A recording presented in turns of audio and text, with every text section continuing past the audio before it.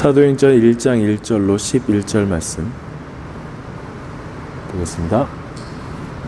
함께 읽습니다. 데오빌려여, 내가 먼저 쓴 글에는 무릇 예수께서 행하시며 가르치시기를 시작하심부터 그가 택하신 사도들에게 성령으로 명하시고 승천하신 날까지의 일을 기록하였노라.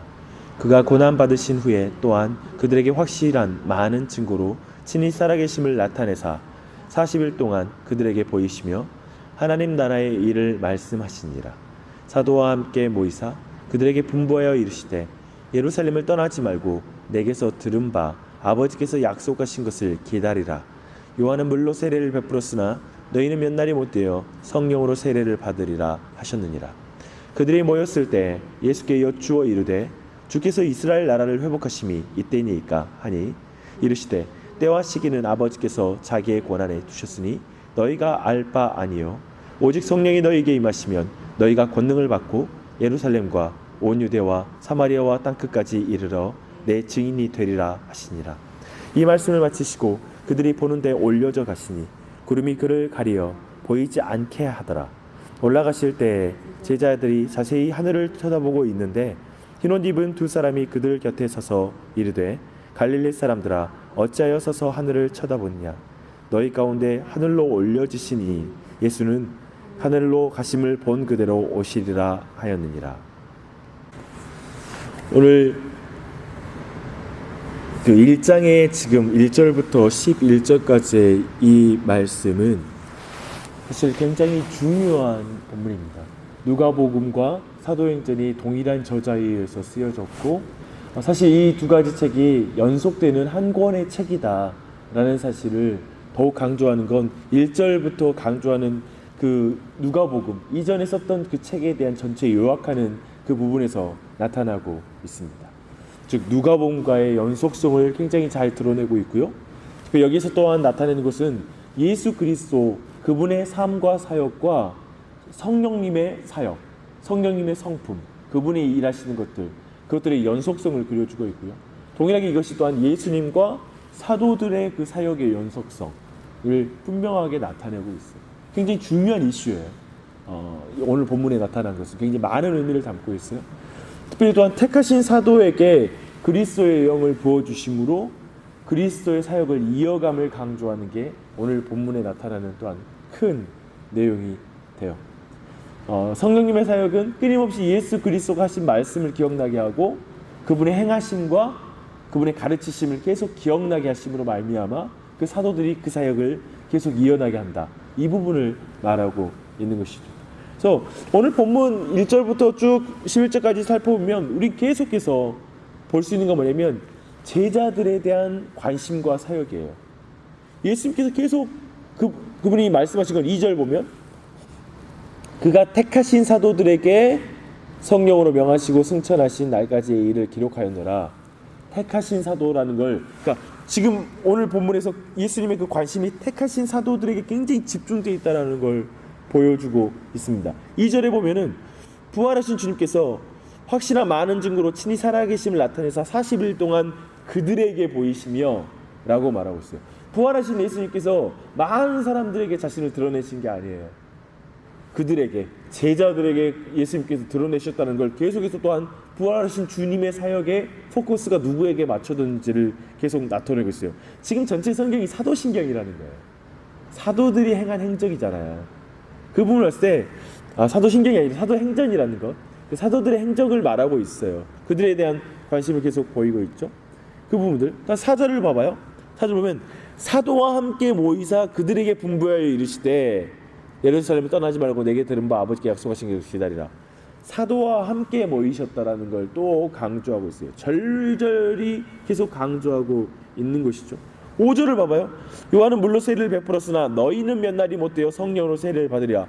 이제 나타나는 1장 2절 1장과 또 2장에서 이제 나타나는 성령 강림의 사건이 사도에게 임하는 것을 분명히 가리키고 있는 거예요. 사도에게 지금 그들에게 구체적으로 그 약속이 주어졌다는 걸 계속 강조하고 있어요.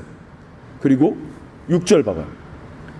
근데 이 모든 예수님께서 계속 사도들에게 집중된 그 사역을 했는데 우리가 지난 주일날 살펴봤던 것처럼 사도들이 다 모였을 때 한두 사람이 가진 질문이 아니라 사도들 모두들의 관심이었는데 그들이 말하기를 예수께 여쭈어 이르되 주께서 이스라엘 나라를 회복하시면 이때니까 하니 그들 모두의 실패였죠. 그들 전체의 수준이 어땠다는 걸 보여주고 있죠. 이 질문의 핵심은 뭐냐면 주님의 때가 이때니까, 이제 이스라엘 나라를 회복하시면 이때니까 라는 이 질문의 내용은 뭐냐면 사도행전 필요 없습니다 라는 말이죠. 지금부터 나오는 모든 명령 필요 없습니다. 실제로는 사도행전의 그 28장의 그 내용이 필요 없습니다 라는 말이기도 해요. 당신의 행하심만 있으면 됩니다.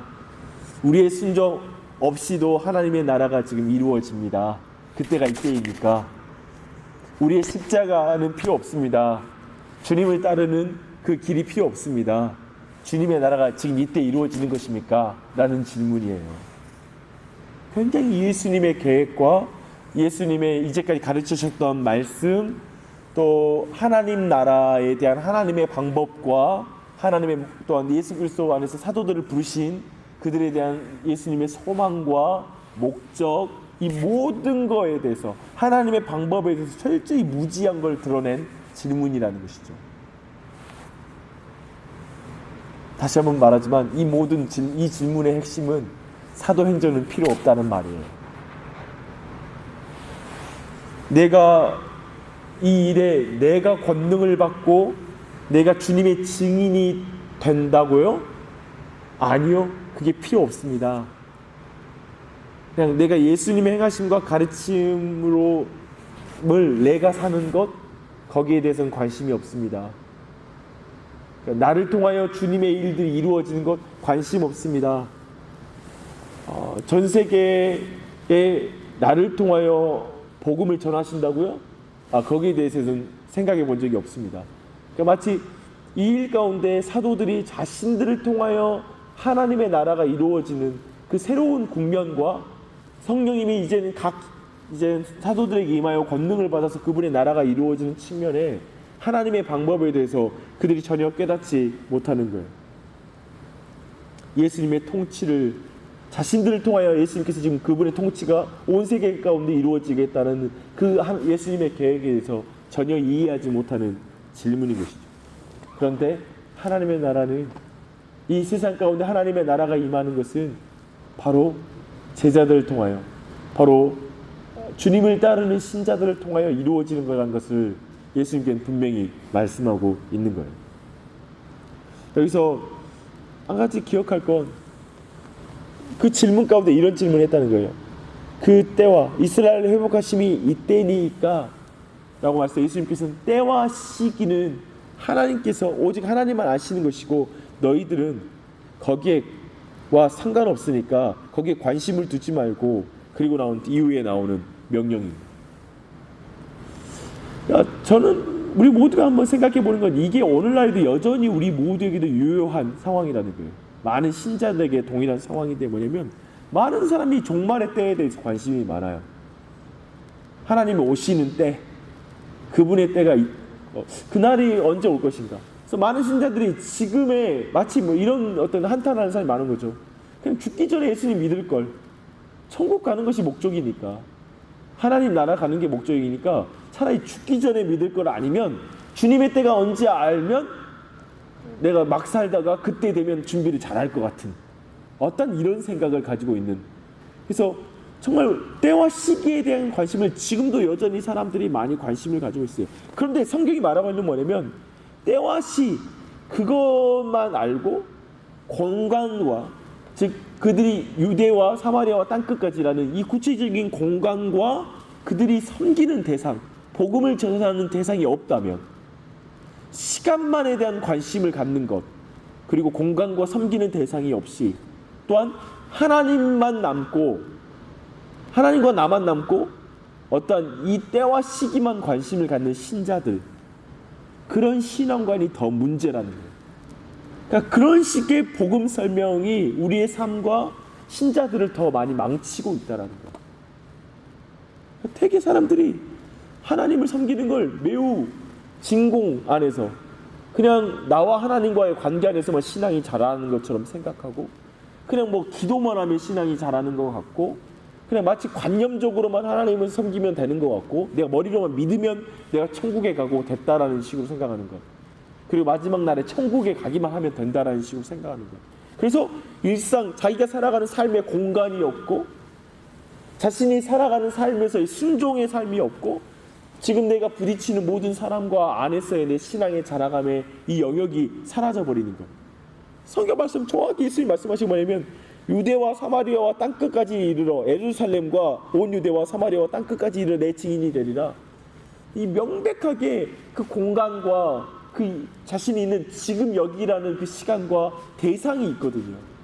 그 안에서 신앙이 있다라는 부분, 그 안에서 너라는 구체적인 제자라는, 너를 통하여 내가 너에게 권능을 줘서 그 일을 행할 것이라는 이 구체적인 영역들이 상실되어 버리는 것이죠.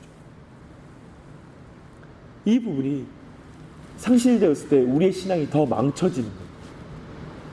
엉망이 되는 것이죠. 본문 말씀은, 오늘 말씀 말하는 거예요. 예수를 살아라. 그리고 예수를 전하라.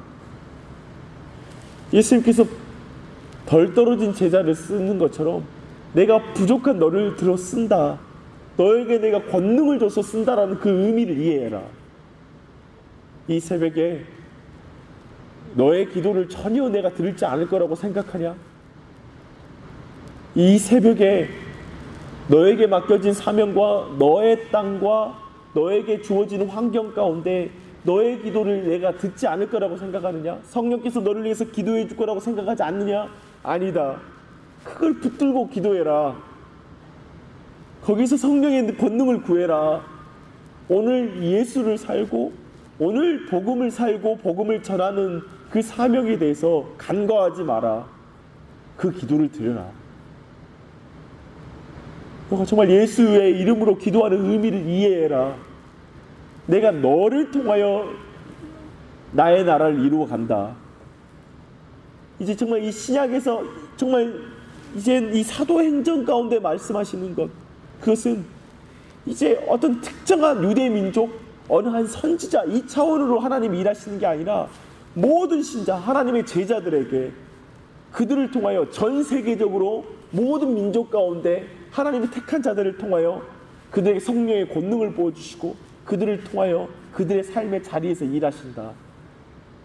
이것은 이전 시대의 그 누구도 예수 그리스도의 대속적 사역 이후에 나타난 이 성령의 새로운 국면의 사역을 그전에 어떤 선지자들도 맛보지 못한 것이었죠. 근데 이제 그 새로운 국면의 사역을 너에게 이루어 간다라는 걸 분명히 밝혀주고 있는 것입니다. 그래서 오늘 이 시간 우리가 기도하실 때 이 일을 근거로, 이 분명한 약속을 근거로 그 이후에 나타나가는 것처럼 제자들이 이제 감람원에서 예루살렘으로 돌아가서 다락방에 올라가 그들과 함께 힘써 한 마음으로 기도하는 것, 그 기도의 자리로 이 새벽에 우리 모두가 나아가길 바랍니다.